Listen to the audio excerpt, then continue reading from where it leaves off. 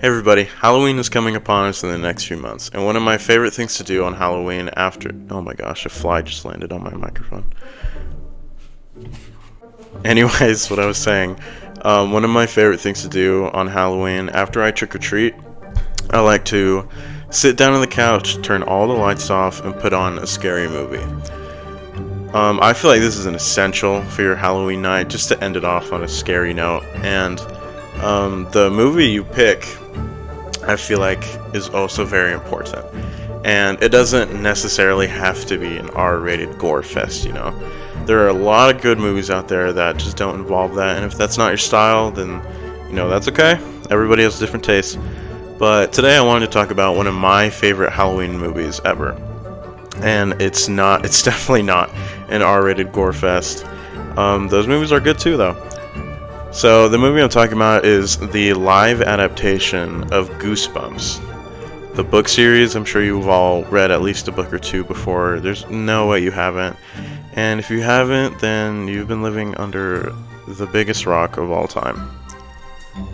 This movie was announced back in 2015 of July, and I was 7 years old at the time, and I was just super, super pumped when I heard this announcement because I love Goosebumps. I still do to this day. I loved watching the old TV show from the 90s, and a lot of good memories came from me and my family going to the library, and I would go to the movie section and just rent out as many of the Goosebump DVDs as I could. This was before our family had internet, so, it was like DVDs and Redbox, like, every day. But some of my notable favorite episodes of the Goosebumps TV show were Night of the Living Dummy 1, the first one. There's like 3, but the first one is my personal favorite. The first Monster Blood, there's a lot of those too. And the Revenge of the Lawn Gnomes. That one really freaked me out. Maybe we'll get into that one next time or another time. But this movie is really underrated. I rarely ever see people talk about this anymore. It did fairly well when it first released. It had a budget of like 58 million, somewhere in between like that, and the effects look great. One of my favorite sequences ever from a movie is in this movie. I just think it's so good. Like, we're gonna get into it in a bit here, but I think this is a great Halloween movie. Definitely a great family film, if you want to watch it with people that, aren't great with movies that are like, Friday the 13th or Jason, Terrifier, stuff like that. Our main character of this movie is Zach Cooper. He and his mom just moved out to a small town called Madison after his father passed away, and they kind of just wanted to build a new life in this small town. It's super cliche, but that's kind of the charm of the movie, and that's honestly how a lot of the Goosebumps episodes went as well. They like move away into like the scariest looking house you could probably think of. Just super cliche stuff, but I love it. And as he's getting boxes out of the car to go, set up their home and stuff, he gets greeted by a girl next door, and she pops her head out the window, and we learn that her name is Hannah. And they kick it off pretty quick. They, begin talking. They're like kind of teasing each other back and forth. But the conversation quickly gets stopped by this mysterious guy that pulls her back, and it's Jack Black. Jack Black plays kind of a crackhead, methed out R.L. Stine this whole movie. He's just so unbelievably paranoid the whole time. And honestly, I think it's the only way you could do it because, if they did it with the real personality of R.L. Stine, it'd get pretty boring. But Stein basically warns Zach, don't cross this fence or I'm gonna freaking kill you and your family. And Zach takes that, pretty well. He immediately steps back, walks back into his house, and tells his mom about this crazy guy. Later the night, he just begins to think about his dad. He watches old footage on his little camera, and it's a nice small moment. It doesn't happen for too long, but it's a nice shot. The next day, Zach goes to his first day of school where they do the whole, like typical welcome back to school stuff. Everybody's sitting in the gym, and his mom is the new vice principal, so he's like pretty embarrassed just the whole time being there because, he doesn't want anybody to know. And this leads us to our next main character. His name's Champ. And he's like the comic relief of this movie, you can tell from his first couple of lines. And Champ is basically trying to lure Cooper in so they can go to prom together tomorrow. And he's just like, we should get a lot of girls and we should hang out. And just like a geeky and friendly guy. But Zach is just like totally over it and he's not into it at all. And this leads us to the next day where during the night, Zach is hearing some pretty bad stuff next door to where Hannah lives, and he looks out the window and he hears screams from her and her dad, and he goes over to investigate. He calls the cops on them, and they basically do nothing because R.L. Stine, he, tells them, oh, we were just watching a slasher movie and a screen came on, so that's what you heard. And that pretty much makes the airheaded cops be like, oh, okay, well, have a great day. So Zach is mad about that because he clearly knows that something is going on, but he couldn't prove to the cops what he was saying. Then once he goes back home, he hears the screams again, and he goes over again, but Champ suddenly appears at his door because he was ready to go to prom, and he's in a full suit and everything. And Zach is just like, he's not doing that, so he tells Champ, like, I'm hearing some weird stuff next door. We should go check it out. This girl is screaming.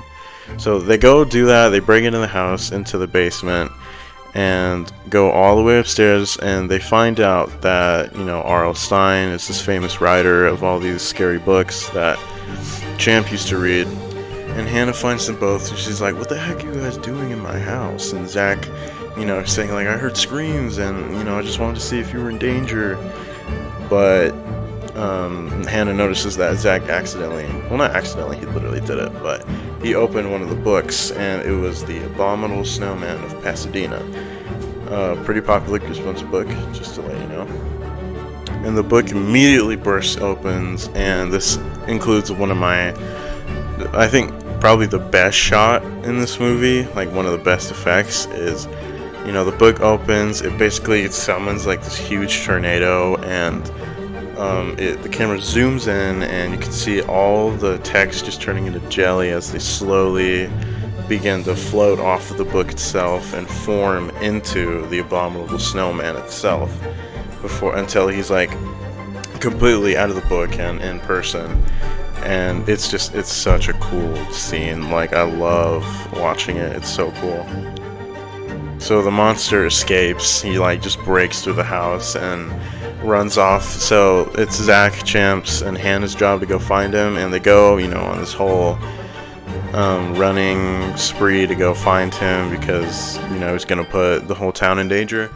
And they find him in this ice rink, and this is kind of like the first fight-ish scene because they're all just trying to run away and capture this guy back in the book.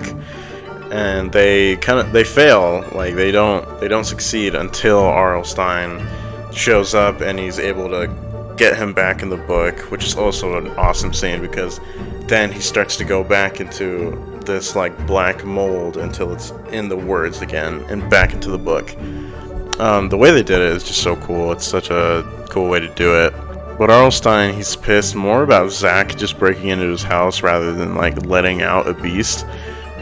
But they all go back in the house, and I keep almost saying Jack Black. I'm just gonna say Jack Black the rest of this video.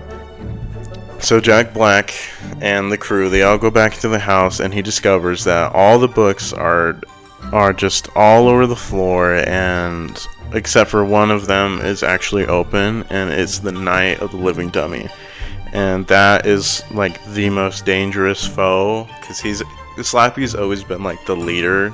So Slappy, he appears in one of the seats in the room, and they're kind of having a back and forth with everybody. And he burns his own book, so there's no way to able to get him back inside. and he grabs all the books and disappears and just runs off to go open every single one of them. And that's what he does. And later on in the movie, they all begin to encounter every single monster from R.L. Stine's story one by one, which including the lawn gnomes, which I actually wasn't that big of a fan of, because in the Goosebumps episode, the lawn gnomes are little people, and they, like, in the episode you can literally see like the skin of the lawn gnomes, and that's what made it really cool, because it's kind of like a morphing type thing. It's really cool. But in this movie, they're just like actual little gnomes that, you know, are glass. But that's cool too. And, you know, and that sequence is one of the coolest, because they're all trying to kill them. The gnomes are trying to kill the crew, and it's kind of violent, honestly. Like, when you see it happen, they try to kill R.L. Stine by throwing him in the oven, which is like on fire. But they all escape successfully, and they all go and try and find where Slappy went with all the books. And he begins to just cause havoc in the town. You know, he's releasing all the books, and they start to terrorize the people. So we cut back to the crew themselves, and they are just, you know, riding through the town, riding through the chaos, and they get stopped by, I think, probably like the second coolest scene in this movie. The giant praying mantis, you know, starts to chase them in the car, and the effects of it are so cool. I think that's probably the best looking monster in the movie, because it looks great in the dark. And this leads us to the next monster, where they meet the werewolf of Fever Swamp. This one's very popular, like this whole scene.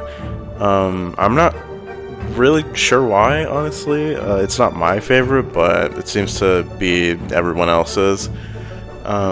So they're, you know, kind of playing a silent game in the supermarket where the wolf is, and he's trying to find them. You know, he's sniffing around, and he almost catches them, but luckily they get out. And they go to the high school to just warn everybody what's going on, because it's prom night, so, you know, everybody's just dancing because they have no idea what's going on.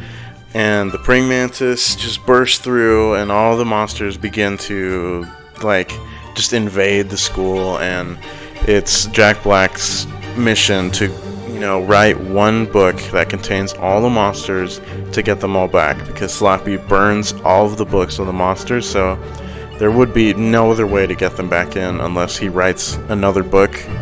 And that's exactly what he does, while Zach, Hannah, and Champ are all just trying to buy him time, distracting the monsters, doing as much as they can. And eventually Jack Black does do it. He writes the book, and they all have to go to this location of this, like, abandoned carnival-ish. It's like a amusement, like a tiny amusement park in the woods. I'm not entirely sure what it was, but it's something like that. But Jack Black, as he's, you know, beginning to get ready to put all the monsters back, he gets stopped by the blob that ate everything. It's just this giant pink monster slime thingy, and that's what stops him. So it's Zach, Cody, not Cody, what, Zach and Cody? It's Zach, Champs, and Hannah's job to finish the last few pages of the book so they can, you know, finish it. And as they are writing it, the praying mantis, you know, he starts bashing into the Ferris wheel that they're sitting on. And, you know, luckily they jump off and they're safe. And Zach doesn't want to open the book once they finish it, because Hannah is also just a written story. And if he does it, then that means she'll get sucked in too. But Hannah isn't having any of it, and she just forces him to do it. So she grabs the book herself and just throws it open, and it makes this giant explosion into the sky. It just, like, you know, creates this big tornado, and all the monsters are beginning to suck inside of it and just get thrown in. A lot of them are trying to resist it, but they can't. And eventually they all get sucked into it, and Zach is sad because, you know, Hannah's gone now, but they did the right thing. They did what they had to do.